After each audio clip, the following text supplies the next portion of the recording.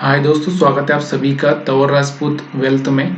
बहुत दिनों बाद वीडियो बना रहा हूं, तो आज हम ज़्यादा कुछ फालतू बकवास नहीं करेंगे, लेकिन फिर भी थोड़ी बहुत चीज़ें हम लोग करेंगे, यहाँ पर देखेंगे। तो यहाँ पर सबसे पहले हम देख रहे हैं यहाँ पर कि निफ्टी 50 में एक अच्छी सी गिरावट देखने को मिली थी, लेकिन बाद में आपको दिख रहा होगा कि मूविंग एवरेज पर यहाँ पर आकर एक अच्छा सा मोमेंटम देखने को मिला और फिर यहाँ पर इसको ब्रेक किया। तो बहुत सारे लोग इंडिकेटर पर ही बिलीव करते हैं, तो मैं भी ये नहीं बोलता कि भाई आप इंडिकेटर पर बिलीव मत करो। देखिए, सबका अपना अपना ट्रेडिंग स्ट्रेटजी होता है, क्योंकि इसको कौन सी ट्रेडिंग करना है वो अपने आप को जिसमें वो अच्छा समझ पाते हैं या जिसमें वो प्रॉफिट कर पाते हैं उनके लिए वो अच्छी चीज़ है। तो यहाँ पर सबसे पहले हम लोग देखेंगे चार्ट को। उसके पहले हम लोग थोड़ी सी बात करते हैं कि अगर हम बात करें तो सुबह सुबह 200 पॉइंट के आसपास मार्केट गिर चुका था निफ्टी 50 का। बैंक निफ्टी 500-600 पॉइंट चला गया था, बाद में रिकवरी हुई। लेकिन एक जो स्टॉक था यहाँ पर, जो एक सेक्टर था निफ्टी एफएमसीजी, अगर हम एफएमसीजी की बात करें तो 1.5% के आसपास यहाँ पर भागता हुआ देखने को मिला है। तो यहाँ पर ये शुरू से ही पॉजिटिव था, क्योंकि जो भी डोनाल्ड ट्रंप का टैरिफ का जो ऐलान हुआ है वो कहीं ना कहीं एफएमसीजी सेक्टर के लिए पॉजिटिव था। तो इसके लिए यहाँ पर कहीं ना कहीं ये मार्केट में एक अच्छा सा मोमेंटम दिखाया हुआ है। बाकी तो सारे सेक्टर में यहाँ पर लाल देखने को मिल रहा था, लेकिन बाद में यहाँ पर एक अच्छी सी रिकवरी होती हुई देखने को आपको मिली है। अब हम थोड़ा सा चार्ट को रीड करेंगे, चार्ट को समझने की कोशिश करेंगे, क्योंकि चार्ट ही हमारे लिए इम्पोर्टेंट है कि हम चार्ट को कैसे समझें। तो निफ्टी 50 का चार्ट है, तो सबसे पहले मैं आपको क्या करता हूँ, इस चार्ट को समझाता हूँ। और देखिए, मैं हमेशा से एक ही चीज़ बोलता आया हूँ कि भाई मैंने बहुत सारे इंडिकेटर देखे, बहुत सारे लोगों की ट्रेडिंग टिप्स देखी, कहीं ना कहीं मैं ट्रैप होता हुआ ही रहा।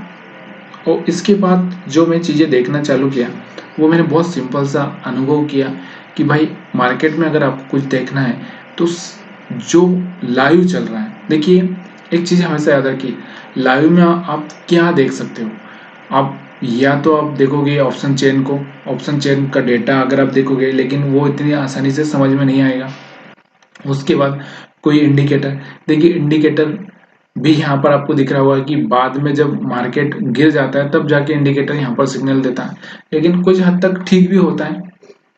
देखिए मार्केट में क्या होता है, देखो यहाँ पर आपको ट्रेड करना होता है तो आपको एसएल एसएल तो आपको लगाना ही पड़ता है। एसएल के आधार पर ही आप यहाँ पर सरवाइव कर सकते हो। अगर आप एसएल नहीं लगाओगे तो आप यहाँ पर बुरी तरह से पीटोगे और कुछ ही दिनों के बाद मार्केट से दूर हो जाओगे।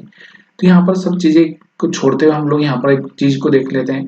देखिए, मैंने आपको बहुत पहले एग्जांपल दिया है कि देखिए आपके पास में अगर कोई 50 का नोट है और कोई एक, अगर हम बात करें एक 500 का नोट है, तो आप किस नोट को आप यहाँ पर बेटर समझते हो, 50 का या 500 का, कौन सा आपको अच्छा लगता है?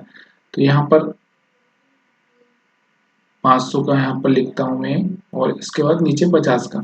तो इसका मतलब मैंने आपको बहुत सिंपल समझाया है कि लाइव में ये चीज़ें आपको देखना है। देखिए यहाँ पर थोड़ा सा मेरा पेन थोड़ा सा काम नहीं कर रहा है, इसकी वजह से थोड़ा सा प्रॉब्लम हो रहा है। तो यहाँ पर आपको दिख रहा होगा कि 50 का नोट ज़्यादा है या फिर 500 का नोट। तो सेम आप बोलोगे कि 500 का नोट ज़्यादा है, तो सेम चीज़ यहाँ पर भी आपको मार्केट में ऑब्जर्व करना है कि देखिए यहाँ पर अगर आप देखोगे तो ग्रीन कैंडल से बन रही है यहाँ शुरू से ये वाली, लेकिन यहाँ पर देखो एक चीज़ हमें मैंने बताई कि विक अगर बन रहा है नीचे ऊपर, थोड़ा सा रुकना है। में सारे चाहे रेड कैंडल हो या ग्रीन कैंडल, विक वाले में मैं बिलीव नहीं करता। कैंडल जैसे ये कैंडल है, एक रेड कैंडल है, तो यहाँ पर मैं थोड़ा बिलीव कर सकता हूँ कि यहाँ पर एक रेड कैंडल बना है, सेलिंग का थोड़ा सा प्लान किया जा सकता है, क्योंकि यहाँ पर आपको दिख रहा होगा ऊपर नीचे विक है नहीं, रेड कैंडल है। और यहाँ पर अगर देखोगे तो मार्केट इसके बाद थोड़ा सा गिरा भी से, और इसके बाद आपको दिख रहा होगा कि करीबन करीबन 40 मिनट के आसपास यहाँ पर मार्केट रुका। उसके बाद यहाँ पर आपको दिख रहा होगा जो स्ट्रॉन्ग कैंडल बनती हुई आपको देखने को मिल रही है। उसके बाद रेड कैंडल, इनके मुकाबले यहाँ पर ये एरिया को भी ब्रेक कर दिया, पूरी पूरी रेड कैंडल बन रही है, सॉरी यहाँ पर ग्रीन कैंडल बन रही है। और यहाँ से आपको दिख रहा होगा कि मूविंग एवरेज के ऊपर भी आ चुका है, मूविंग एवरेज के ऊपर टेस्ट भी किया है इसने। उसके बाद यहाँ पर स्ट्रॉन्ग मोमेंटम देखने को मिल रहा है और कैंडल भी स्ट्रॉन्ग है, तो यहाँ पर थोड़ा सा एंट्री प्लान किया जा सकता है। करते तो हम यहाँ पर एक अच्छा सा प्रॉफिट कर लेते हैं।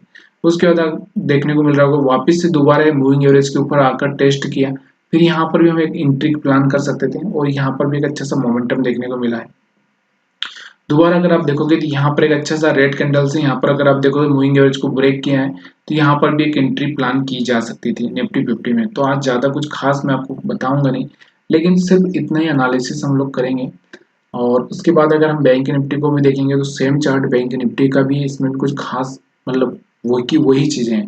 अगर आप देखोगे बैंक निफ्टी पर भी तो सेम चीज़ें यहाँ पर आपको देखने को मिल रही है। सुबह अगर आप देखोगे तो मार्केट में बैंक निफ्टी में एक अच्छी खासी गिरावट देखने को मिली थी। यहाँ पर कोई खास स्ट्रॉन्ग कैंडल नहीं था, ग्रीन कैंडल था लेकिन कुछ खास स्ट्रॉन्ग नहीं था। उसके बाद आपको दिख रहा होगा ये वाला जो एक स्ट्रॉन्ग रेड कैंडल बना था, उसके बाद एक मोमेंटम नीचे एक साइड में फास्ट मोमेंटम आया। उसके बाद 40-50 मिनट तक मार्केट यहाँ पर रुका रहा, लेकिन उसके बाद जैसे ही ये मूविंग एवरेज के ऊपर ये वाली कैंडल बनती हुई आपको देखने को मिली है ना, एक स्ट्रॉन्ग बाइंग कैंडल देखने को मिल रही है।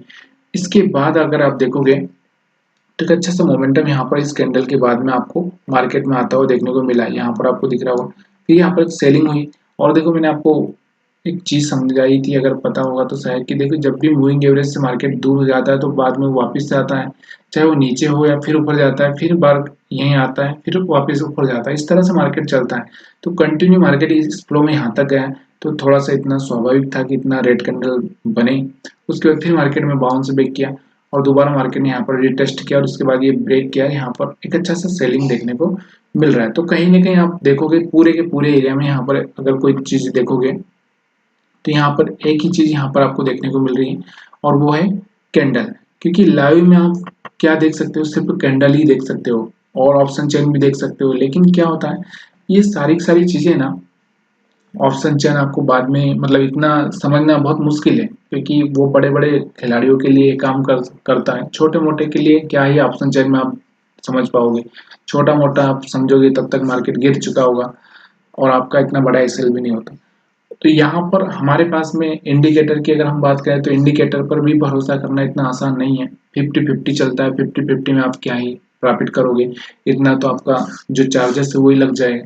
तो यहाँ पर एक ही चीज मेरे को अच्छी लगी, वो है सबसे सुपर कैंडल। कैंडल में आपको ये पता होना चाहिए कि कैंडल कौन सी बन रही, 50 वाली या 500 वाली। अगर 50 वाली है तो उसको हाथ लगाने की जरूरत नहीं है, और 500 वाली है, रेड कैंडल अगर 500 वाली है तो आप वहां पर थोड़ा सा एंट्री प्लान कर सकते हैं। और अगर ग्रीन वाली 500 वाली है तो आप वहां पर भी एंट्री प्लान कर सकते हैं। लेकिन देखो ओवरऑल चीज मैं आपको यही बताना चाहता हूँ कि देखिए शेयर मार्केट है, यहाँ पर एसएल लगाकर ही चलना पड़ता है। विदाउट एसएल की यहाँ पर ट्रेडिंग नहीं की जा सकती। इसलिए आपसे एक ही बात बोलना चाहता हूँ कि जब भी अगर आप इस तरह की चीजें कर रहे हो या आप सीख रहे हो तो आपको कभी भी भूलना नहीं है एसएल, और अपने एडवाइजर से सलाह लेकर ये सब चीजें करना चाहिए। और देखिए वीडियो अगर अच्छा लग रहा है तो प्लीज़ यार वीडियो को लाइक कर दीजिए। आज कुछ खास ज़्यादा नहीं है, लेकिन आने वाले टाइम में कंटिन्यू हम लोग करेंगे। तो यहाँ पर हम लोग थोड़ा डीप एनालिसिस करना सीखेंगे। वीडियो देखने के लिए आप सभी का बहुत बहुत धन्यवाद।